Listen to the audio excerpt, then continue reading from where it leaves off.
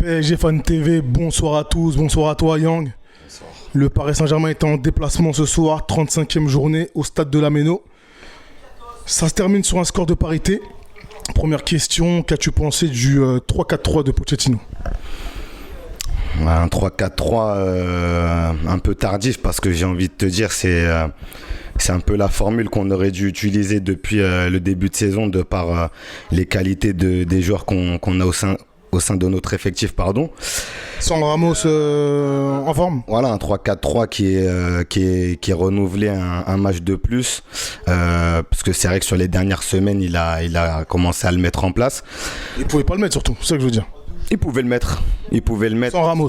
Il pouvait le mettre sans Ramos. Il a des défenseurs quand même à portée de main, à savoir Kerrer, à savoir Abdou Diallo. Bon, Abdou Diallo blessé actuellement, mais voilà, il a quand même des joueurs, il a quand même des armes pour le faire.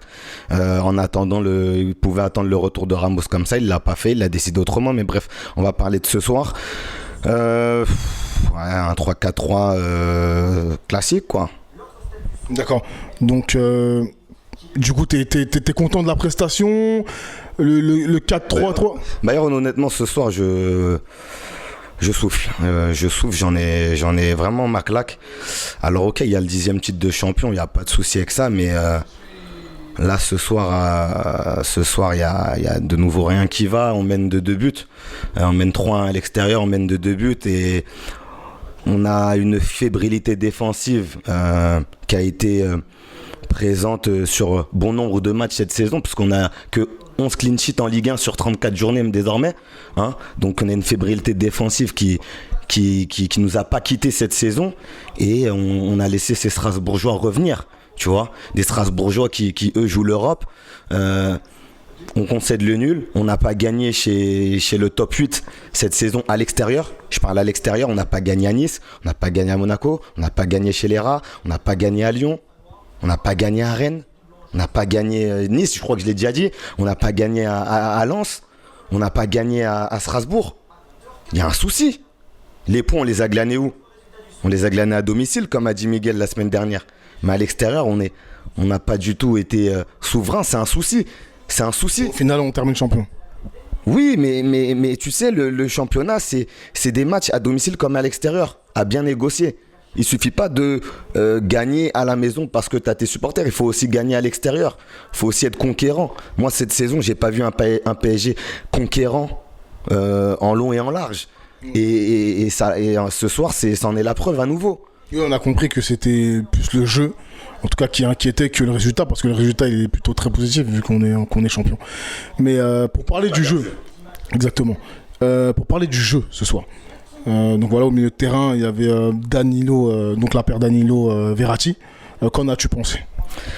Verratti, un match un peu avec du bon et du moins bon, mais quand même bien présent à la récupération, très très actif quand même devant sa surface pour faire le ménage comme on dit. Après Danilo, la première mi-temps de Danilo m'a pas trop plu, mais c'est vrai qu'en deuxième mi-temps, je trouve qu'il a un peu rehaussé son niveau de jeu et il a été un peu plus propre dans ses interventions et un peu plus cohérent, notamment dans ses tenues de balle. Donc voilà, par rapport au milieu de terrain ce soir. Qu'est-ce que tu as pensé des trois devant?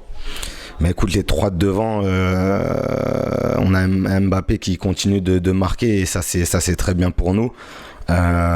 Qui continue d'être décisif. On a un Neymar qui a commencé le match un petit peu en mode diesel puisque je l'ai trouvé un petit peu timide, un petit peu tendre en début de match et plus le match avançait, plus Neymar était bien et Neymar est sur 2 des 3 buts il me semble ce soir, une passe décisive, une avant-dernière passe, un bon match de la part de Neymar. Après moi le problème de Neymar c'est que je trouve qu'il se réveille un peu trop tardivement cette saison, claquer des triplés, claquer des doublés, faire des passes D, je trouve que c'est un peu tard, et on n'a plus grand chose à jouer et c'est bien beau d'avoir Neymar à ce niveau là, mais est-ce que c'est grandement nécessaire actuellement?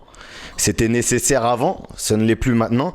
Et puis pour parler de Messi, un match très compliqué de la part de Messi qui pour moi devait sortir parce que Neymar a été a été bon ce soir et Neymar méritait de jouer 90 minutes pleines. C'était à Messi de sortir à la place de Di Maria.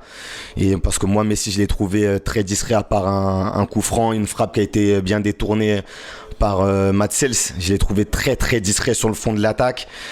Voilà, moi il y a des changements douteux. Pour parler des changements de Pochettino, il y a des changements douteux ce soir, comme le changement Neymar pour Di Maria, comme le changement Hakimi qui a fait un match assez plaisant dans l'ensemble, qui a retrouvé le chemin défilé ce soir avec sous le maillot parisien. Et Hakimi, on voit même sur sa tête qu'il comprend pas pourquoi il sort. On a un Kerrer qui, lorsqu'il rentre, sur l'action du 3e but strasbourgeois, il est loin du centreur. Il y a plein de choses qui vont pas. Enfin, le coach aujourd'hui vient te dire qu'il est fatigué, mais j'ai envie de dire, Maurice, si tu es fatigué, nous, qu'est-ce que c'est ? Dans quel état nous sommes-nous si toi tu es fatigué ? Nous, les supporters, on t'accepte tant bien que mal. Je cherche la bonne formule. On t'accepte tant bien que mal depuis maintenant 1 an et demi, et tu viens nous dire que tu es fatigué des rumeurs. Mon gars, quand il y a des rumeurs, déjà, tu veux pas les éteindre toi-même. En plus, ces derniers temps, j'ai l'impression que c'est de moins en moins bien au niveau de ton aspect cognitif, parce que tu te permets de parler en la personne de Kylian Mbappé, dire des absurdités. Déjà, t'as pas parlé pour Kylian. Kylian, déjà, on attend qu'il s'exprime. T'as pas parlé pour lui en disant que à 100% la saison prochaine, et là avant le match tu reviens en arrière, tu rétro-pédales, tu viens nous dire ah mais non, je parlais pour aujourd'hui, je parlais pas pour la saison prochaine, et puis je suis fatigué de toutes ces rumeurs. Mais mon gars, mais oh, tu joues à quoi ? Il faut quitter le club, on n'en peut plus de toi, arrête de jouer avec nos coronesses. Tu penses qu'il sera pas là la saison prochaine pour terminer ? Mais il faut surtout pas qu'il soit là, faut surtout qu'il dégage. Leonardo, c'est pareil. Prenez la porte, monsieur. Vous avez, comme je te l'ai déjà dit, vous avez fait assez de mal comme ça. La mascarade, elle a assez duré. Et maintenant, j'ai un petit mot aussi également pour Marquinhos, Verratti, Neymar, Mbappé. Parce que Mbappé, merci pour la saison que tu fournis. On ne sait pas si tu vas rester, hein. Mais voilà, c'est une minorité de supporters qui quittent à la 75e contre Lens. Marquinhos qui vient te dire je suis pas d'accord avec la grève des supporters. Verratti qui paraphrase un petit peu son capitaine en disant que lui aussi n'est pas d'accord. Neymar qui lui carrément nous nargue en disant ils vont devoir me supporter parce qu'il me reste encore 3 ans de contrat, ils peuvent me siffler, faire ce qu'ils veulent, ils vont devoir me supporter. Mais les gars, mais vous jouez à quoi ? Vous êtes très bien payés. Le club paye votre loyer. Vous ne payez rien, vous êtes juste payé pour jouer au ballon. Vous n'êtes pas payé pour perdre vos coronesses sur les 30 dernières minutes à Bernabéu. Vous êtes payé pour jouer au ballon et aller chercher la première Ligue des Champions de l'histoire du club. Merci pour les 10 titres de champion, mais à côté de ça, en Coupe d'Europe, vous êtes chié dessus pour la 1e fois. Au moins pour la 8e fois en 11 ans. Parce que je compte pas l'année où on sort sans perdre contre le Barça sous Ancelotti, et je compte pas les 2 années où on fait finale, puis ensuite demi-finale. Donc 8 fois en 11 ans, sous différents scénarios, mais la résultante, elle est la même, vous êtes chié dessus. Donc aujourd'hui, quand vous venez vous plaindre qu'il y a une grève des supporters, vous n'avez pas le droit de vous plaindre. Qui plus est, je vais rajouter à ça, parce que nous, on n'est pas d'accord avec ça. Nous, on fait grève. Nous, on fait grève des encouragements, etc. Mais vous, à contrario, qu'est-ce qui vous empêche de venir discuter avec le CUP ? Parce que c'est bien beau de tirer un peu sur tout le monde. J'ai passé ma saison un peu à tirer sur tout le monde. On va essayer d'apporter un peu de suggestions pour tous ces chers messieurs. Qu'est-ce que ça vous dit ? Est-ce que ça vous tente de venir parler avec les supporters ? Moi, quand je regarde beaucoup de football, quand il y a un club qui est mal en point, qui a des petits soucis, t'as toujours un capitaine, t'as toujours 2-3 joueurs qui se mettent devant le virage, ils discutent avec un des capots. Est-ce qu'on a ça au PSG actuellement ? Non, on a des garçons qui, dès que le match se termine, ils rentrent au vestiaire. Ils veulent pas crever l'abcès. Tant que vous n'essayerez même pas de crever l'abcès, les choses elles resteront en tant que telles. Vous êtes censé faire le relais entre la direction et nous les supporters. Vous êtes censé être des joueurs considérés pour la plupart Comme des Titi, Marquinhos est arrivé jeune. Verratti, c'est pareil. Vous êtes censé faire le relais. Qu'est-ce qui vous empêche après les matchs depuis Bordeaux? Vous avez eu Bordeaux, vous avez eu Lorient, vous avez eu Lens, vous avez eu 3 tentatives déjà. Il va y avoir une 4e, voire une 5e. Et il n'y en aura pas plus d'ici la fin de saison.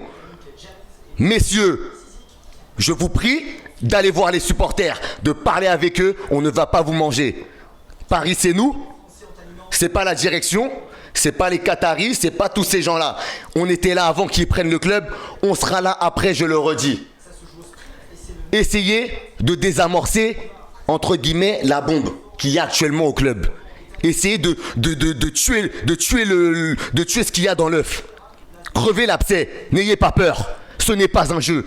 Ne pensez pas que ça nous amuse de venir au parc, de sortir à la 75e, de ne pas chanter, etc., etc. Ça ne nous amuse pas. C'est pas un jeu. Là, il y a les 5-10 prochaines années du club qui sont en jeu. De par les comportements qu'on a en coulisses, etc. Vous ne vous rendez pas compte, mais c'est très très grave la situation. Donc, messieurs les joueurs qui êtes gracieusement payés, je vous prie de faire le relais. C'est important. Si vous aimez vraiment ce club, si vous vous dites parisien, jusqu'à en prendre la ligne 1 comme Paredes, vous allez parler avec nous. Sinon, vous dégagez. Les impostures là, ça suffit. Donc voilà, bonne soirée à toi Byron. Mais un nouveau match nul concédé. Pochettino, tu payes pour le karma toutes les fois qu'on t'a sauvé ou t'as obtenu la victoire, notamment en première partie de saison, dans les derniers instants. Et ben là, tu payes. C'est bien fait pour ta gueule. Voilà. Bonne soirée.